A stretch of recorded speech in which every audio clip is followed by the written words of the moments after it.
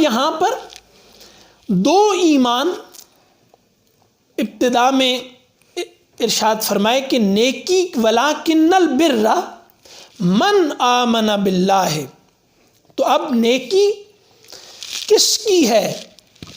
ولاکن البر، تو اب یہاں درمیان میں محذوف ہے، ایک من کا مضاف محذوف ہے، تو نیکی کس کی ہے؟ اب مسئلہ یہ ہے نا کہ جو اوپر ظاہر کی نفی ہے تو وہاں ظاہر بھی نیکی بن جائے گا اگر داخل میں ایمان ہو، تو نیکی کس کی نیکی سمجھی جائے گی؟ اب ہمارے ہاں ایک سوال عام طور پہ اٹھایا جاتا ہے کہ فلاں فلاں لوگوں نے انسانیت کی بہت خدمت کی، تو یہ کیوں نہیں بخشے جائیں گے؟ تو انسانیت کی خدمت بہت بڑی خدمت ہے، انسانوں کی خدمت بہت بڑی ہے، یعنی انسانوں کی دنیاوی خدمت بہت بڑی ہے، ان کا علاج، ان کی تعلیم، یہ سب بہت ہے۔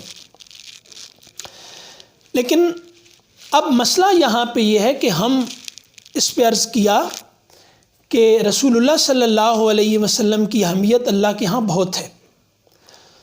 ہمارے ہاں اس زمانے میں چونکہ انسانیت خود ایک مذہب ہے، ہیومنزم یہ مذہب ہے، خود مذہب ہے، اور کہا بھی جاتا ہے کہ سب سے بڑا مذہب انسانیت ہے، تو یہ جو کہا جاتا ہے سب سے بڑا مذہب انسانیت ہے، تو یہ واقعتاً مذہب ہے انسانیت، تو اس میں پوجا کس کو جا رہا ہے؟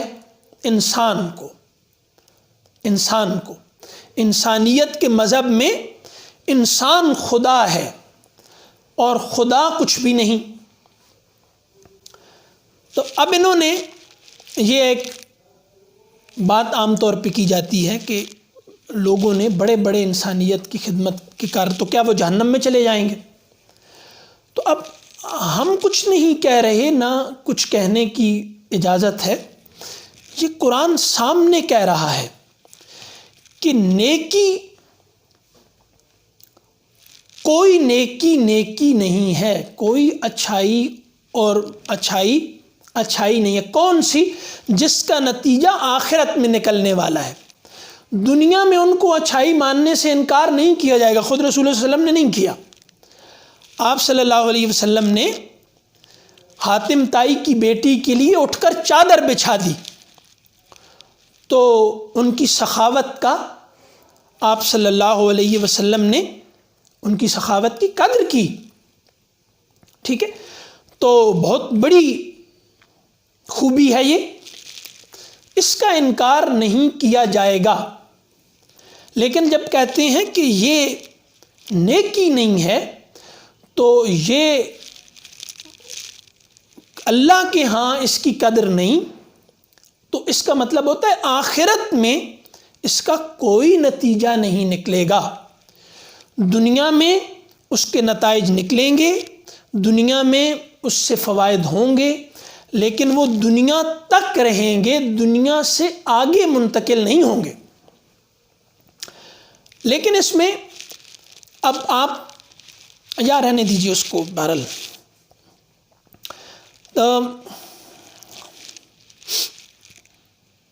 یہاں پر جب کہا جاتا ہے کہ نیکی یہ نہیں ہے، تو اس کا مطلب یہ ہوتا ہے کہ یہ نیکی آخرت میں کام نہیں آئے گی، اور دین ہمیں یہ بتاتا ہے کہ آخرت سے کاٹ کر اس دنیا کو دیکھا جائے تو ادیان، یہ جو مذہب ہے پورا، یہ باطل ہو جاتا ہے۔ آخرت سے کٹ کر اگر دنیا کو دیکھا جائے تو پھر کوئی نبی نہیں، کوئی رسول نہیں، کوئی دین نہیں، کچھ بھی نہیں۔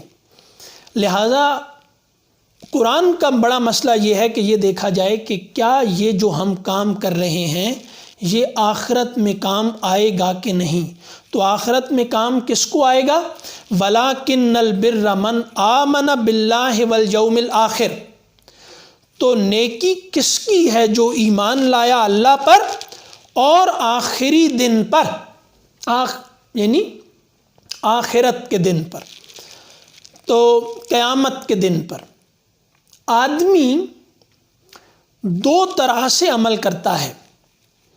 ایک کسی کی محبت میں وہ عمل کرتا ہے، دوسرا وہ کسی سے ڈر کر عمل کرتا ہے. اب اصل ایمان باللہ ہے، اصل ایمان اللہ پر ایمان. باقی تمام ایمان اس کی شاخیں ہیں، یعنی اللہ پر ایمان. اب اس کے بعد آئے گا فرشتوں پر ایمان، یعنی ترتیب بنا لیں جو بھی. تو فرشتہ کتابوں پر ایمان، کتاب کیا کرتا ہے؟ اللہ پر ایمان ہے، تو اللہ پر اگر ایمان ہے تو اللہ نے کچھ ہدایات دی ہیں. دین بت پرستی کی نفی جب کرتا ہے تو اس میں ایک سوال اٹھاتا ہے کہ کیا جنہیں تم نے بت بنا رکھا ہے انہوں نے تمہیں کوئی حکم دیا ہے؟ تو اب اگر اللہ حقیقی معبود ہے اور وہ تصورات کی گھڑنت نہیں، تو پھر اس نے کوئی حکم دیا ہوگا. وہ حکم کہاں ہے؟ کتابوں میں. وہ حکم لے کر کون آیا؟ فرشتے. وہ آیا کس کے پاس؟ نبیوں کے پاس. وہ اب آ گیا تو پوچھا کہاں جائے گا؟ آخرت میں. بس سب یہ ترتیب ہے. یہی ایمانیات ہے نا. اللہ نے حکم دیا، فرشتہ لایا کتابوں میں، لایا فرشتہ، لایا کتاب اور نبی کے پاس لے کر آیا. اب سب آ گیا، نبی نے لوگوں تک پہنچایا. اب اس پر پوچھا جائے گا وہ قیامت کے دن. تو اب اگر آدمی نے صرف اللہ کی محبت میں کرنا ہو تو محض محبت میں اگر کوئی عمل کیا جائے تو وہ بھی طبیعت کے کچھ ایسے تقاضے ہوتے ہیں، خاص کر جبلت محبت سے قابو میں نہیں آتی. جبلت ایسی شے ہے جس کے لیے ڈراوا ضروری ہے. تو اگر محض اللہ کی محبت کی بنیاد پر عمل کے لیے آمادہ کیا جائے تو محبت ایسی شے نہیں ہے جو جبلت کو قابو کر سکے. اللہ کی محبت پہ جبلت کو قابو نہیں کر سکتی. تو اب ہوتا کیا ہے کہ سب سے بڑا خطرہ انسان کو ہے جبلت سے، خواہشات سے. تو محبت کے نتیجے میں خواہشات کا خطرہ نہیں ٹلتا. ٹھیک ہے، اس خطرے کو ٹالنے کے لیے ضروری ہے کہ آخرت کے ایمان کی دعوت دی جائے، جواب دہی کا احساس اور اس جواب دہی کے بعد سزا کا خوف. یہ وہ شے ہے جو جبلت کو یا خواہشوں کو قابو کرتا ہے. دیکھیں، محبت خود شے ہی ایسی ہے کہ یہ جبلت سے، یعنی جبلت کو غلط رخ پر جانے سے روکتی نہیں. دیکھیں، اللہ کی محبت سے عیسائیوں نے رہبانیت اختیار کی، اور رہبانیت ہے، اس کا عنوان ہے رہبانیت، یعنی رے ہے اور بے کے مادے سے جو بنتا ہے تو وہ راہب یعنی ڈرنے والا. لیکن وہ اصل میں انہوں نے دنیا چھوڑی تھی اللہ کی محبت میں. تو یہ اللہ کی محبت اور ڈر یہ تھا کہ ہم دنیا میں رہ کر اللہ کی محبت سے کہیں دور نہ ہو جائیں، تو دنیا چھوڑ کر چلے گئے محبت میں. لیکن اس کے بعد بدترین دنیا پرستی وہاں پیدا ہو گئی. تو اللہ یہ نہیں ہو سکا، نہیں، یعنی اس سے محبت جو تھی صرف محبت، اب دوسری طرف کفارے کے عقیدے نے وہاں پر ایمان بالآخرت کو بالکل ضائع کر دیا تھا، لہٰذا وہاں رہ ہی گئی محبت میں. تو عیسائیت میں کیا ہے؟ لو لو لو لو. تو اس نے کیا کیا؟ ایک طرف محبت ہے اور جہاں پر جواب دہی کا احساس ہے کہ جس احساس کی وجہ سے انسان کو لاحق سب سے بڑا خطرہ یعنی اس کی خواہشات نفسانی یہ قابو ہوتی ہیں، تو کفارے نے اس کو بھی غیر مؤثر کر دیا کفارے کے تصور میں. اور پیچھے کیا رہ گئی؟ محبت. تو عیسائیت محبت پہ بہت زور دیتی ہے، لیکن اس محبت نے وہاں پر پھر کیا کیا؟ بدترین دنیا پرستی پیدا کی، اور اس کی ایک لمبی تفصیل ہے. بہرحال اس لیے اب ایمان باللہ، اللہ پر ایمان، اور اللہ پر ایمان آدھا نہیں کہ اللہ غفور و رحیم ہے، اللہ پر ایمان پورا کہ وہ ذو انتقام بھی ہے، یعنی وہ انتقام بھی لے گا، وہ جہنم میں بھی پھینکے گا. تو یہ پورا. تو اب ایمان بالآخرت میں جواب دہی کے احساس میں ایمان باللہ کے ساتھ جو پہلا احساس پیدا ہوتا ہے وہ محبت کا ہے اللہ سے، اور یہی ہونا چاہیے.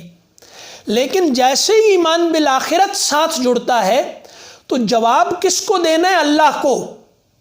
تو ایمان بالآخرت میں جو دوسرا امکان ہے جہنم میں جانے کا وہ غالب آتا ہے، اور جواب دہی کے احساس کے آتے ہی طبیعت سنجیدہ ہو جاتی ہے. محبت بہرحال غیر سنجیدگی کی طرف لے کے جاتی ہے، ٹھیک ہے، لیکن جواب دہی کا احساس آدمی کو فوراً سنجیدہ کر دیتا ہے.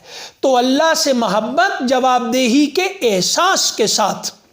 وَلَٰكِنَّ الْبِرَّ مَنْ آمَنَ بِاللَّهِ وَالْيَوْمِ الْآخِرِ. اور اب قرآن کو ہم نے کئی جگہوں سے دیکھا، جیسے ہی ایمان بالآخرت کمزور پڑتا ہے تو اللہ پر ایمان انسان کو برائی سے نہیں روکتا اور نہیں روک سکتا. اسی لیے لوگ کہتے ہیں نا اللہ غفور و رحیم ہے، اللہ غفور و رحیم ہے. اب یہ سب کیا کر رہے ہیں؟ انہوں نے فوکس کیا ہوا اللہ کی بخشش پہ، انہوں نے فوکس کیا ہوا اللہ کی محبت پہ. تو یہ لوگ آپ کو زبان حال سے یہ کہتے ہوئے ملیں گے کہ اللہ اگر غفور الرحیم نہ ہوتا تو ہم اللہ کی فرما برداری کرتے، لیکن چونکہ اللہ غفور الرحیم ہے، چونکہ اللہ اپنے بندوں سے محبت کرتا ہے، اللہ اپنے بندوں کو جہنم میں نہیں بھیجے گا، تو اللہ کی اس محبت کی وجہ سے ہم اللہ کی نافرمانی کر رہے ہیں تو کوئی بات نہیں. جہاں پر مذہبی لوگوں میں آپ کو اللہ پر ایمان کے باوجود گناہ پر اصرار ملے گا، وہاں پر ایک تصور غالب ضرور ملے گا کہ اللہ غفور الرحیم ہے، اللہ بخشنے والا ہے، اللہ معاف کرنے والا ہے. اور یہ مولوی تو ایسے ہی ڈراتے رہتے ہیں اللہ نے اتنے سے بندے کو جہنم میں پھینک کر کیا کرنا ہے. ریلیجن سے کوئی تعلق نہیں، اور چرچ اور اسٹیٹ رہتا ہے، وہ آپ عیسیٰ علیہ السلام کی اس فرمان سے لیتے ہیں. تو ہو سکتا ہے ان کا ٹیسٹ اس بات پہ ہے ربانیت میں وہ کتنے کامل ہے، اور ہمارا کسی اور بات نہیں. وہ قرآن کہتا ہے نا کہ ہم نے رہبانیت ان پر فرض نہیں کی تھی. قرآن صاف کہتا ہے یہ انہوں نے خود ایجاد کی اور پھر اس کا حق ادا نہیں کر سکے. تو رہبانیت ہی کے متعلق حضور نے فرمایا کہ دین سے مت ٹکراؤ ورنہ یہ تمہیں پچھاڑ دے گا، اور پھر مثال پچھلے ادیان کے لوگوں کی ہی دی. تو بیلنس یہ ہمیں یہاں بھی قرآن میں ملتا ہے کہ تمام انبیاء کا زور اس بات پر رہا کہ اللہ سے محبت کرو لیکن جواب دہی کے احساس کے ساتھ. جہاں پر بھی آپ کو گناہ ملے گا اور توبہ نہیں ملے گی تو لوگوں میں ایک سوال پیدا ہو، ایمان تو ہے، یعنی گناہ کر رہے ہیں، اس کے باوجود یہ جب بات کی جاتی ہے کہ ایمان تو ہے، تو اب اگلا بندہ اس پر پریشان ہوتا ہے کہ واقعی ایمان تو ہے، اللہ پر بھی ایمان ہے، رسول پر بھی ایمان ہے، ایمان تو ہے، لیکن پھر یہ گناہ سے رک کیوں نہیں رہا، میں یا دوسرا؟ تو وہاں پر جو چیز نہیں ہوتی وہ ایمان بالآخرت ہوتا ہے اور اس نے کسی نہ کسی طریقے سے ایمان بالآخرت کو غیر مؤثر کیا ہوتا ہے، کسی نہ کسی طریقے سے، کوئی نہ کوئی طریقہ ہوتا ہے، یعنی بہرحال وہ آپ دیکھیں گے نا، ایک آدمی ہے وہ مسلمان بھی ٹھیک ہے، اللہ پر بھی ایمان ہے، رسول سے محبت بھی کرتا ہے، تو یہ گناہ کیے چلا جا رہا ہے۔ اب وہ بعض دفعہ لوگ بتا دیں گے، سوال کی صورت میں اپنا موقف رکھ دیں گے، بعض دفعہ وہ ذکر بھی نہیں کرتے، اور اس بات یعنی تھوڑا عرصہ ساتھ رہنے سے یہ احساس ہوتا ہے کہ یہ آدمی اللہ پر ایمان بھی رکھتا ہے، رسولوں پر ایمان بھی رکھتا ہے، قرآن کی تلاوت بھی کرتا ہے، کچھ گناہوں سے رک نہیں رہا، تو احساس یہ ہو جاتا ہے کہ اس نے کسی طریقے سے کوئی بہانہ گھڑ رکھا ہے، یہ ظاہر اس لیے نہیں کر رہا کہ کہیں گناہ کا وہ سہارا چھوٹ نہ جائے، وہ اس کو سنبھالے رکھنا چاہتا ہے، تو وہ اس کو سنبھال کے رکھتا ہے۔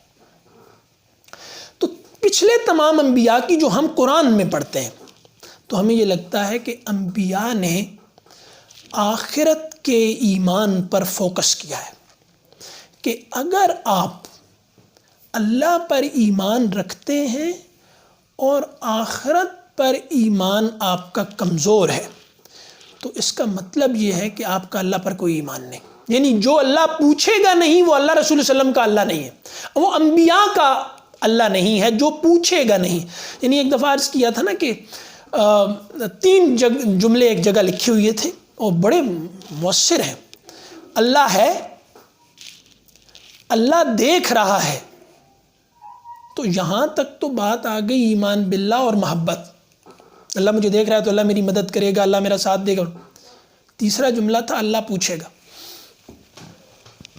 یہ بات پوری ہے۔ تو یہ جو آخری بات ہے نا، اللہ پوچھے گا، یہ اللہ کے تعارف کو بالکل ناقص کر دیتا ہے اگر یہ نہ ہو تو اس لیے عیسائیت میں یہ کمزوری پیدا ہوئی۔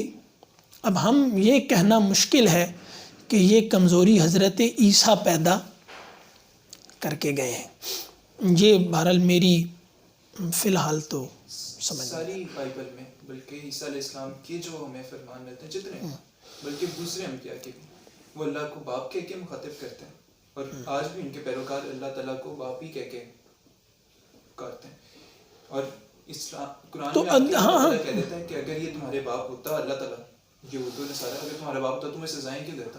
اب ان کو باپ کے بتا کے تو باپ بالآخر بھی اپنی اولاد کو تو نہیں مارے گا۔ اب یہ اگر یہ سوال ہے نا، اس کو ہم اس طرح سے اس کی توجیہ کر سکتے ہیں کہ باپ بہت محبت کرتا ہے اپنی اولاد سے، لیکن کوئی جرم ایسا فرض کیا جا سکتا ہے کہ باپ اپنی اولاد کو بھی، مطلب باپ اپنے بیٹے کو جان سے مار دے؟ کیوں؟ باپ کی غیرت کو جیسے ہی چیلنج کرے گا نا بیٹا، تو یہ باپ اب اس کو نہیں چھوڑے گا۔ اس لیے شریعت اسلامی میں کیا مسئلہ ہے کہ اگر باپ قتل کر دیتا ہے بیٹے کو تو اس کے پیچھے بہت سیریس وجہ ہوگی بیٹے کو، تو انہوں نے کہا نحن ابناء اللہ، ہم اللہ کے بیٹے ہیں، تو بیٹوں کو تو باپ قتل نہیں کرتا، اگر کرتا ہے تو کوئی ایسا جرم کرتا ہے بیٹا کہ جو بے وفائی ہے، مطلب واضح معنوں میں کہ اس نے باپ کے حرم پر نظر رکھی ہے، تو اگر یہ والا یعنی شرک کریں گے، عیسائی کریں گے، ہاں یہودی کریں گے، کوئی بھی کرے گا، تو اللہ پھر اس کو معاف نہیں کرے گا۔ تو عیسائیوں میں شرک پیدا ہوا، صاف ظاہر ہے کہ انہوں نے حضرت عیسیٰ کو اللہ کا بیٹا بنایا، تو انہوں نے شرک کیا، اللہ کی ذات میں شرک کیا۔ تو انہوں نے کیا کیا اللہ کے حرم میں دخل دیا. تو یعنی وہ کیا ہے، یعنی اللہ کی غیرت کو چیلنج کیا. تو یہ ہے. باقی اب اس پہ پھر کریں گے. ہاں ٹھیک ہے.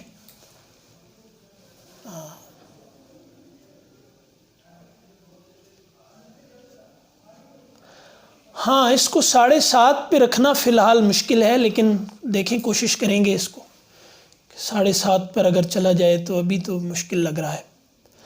تو یہ سوال اگلی دفعہ ڈسکس کر لیں گے. یہ وہ چلے گئے میرا خیال ہے آج جنہوں نے سوال کیا تھا، تو وہ اگلی دفعہ اس کو کر لیں گے.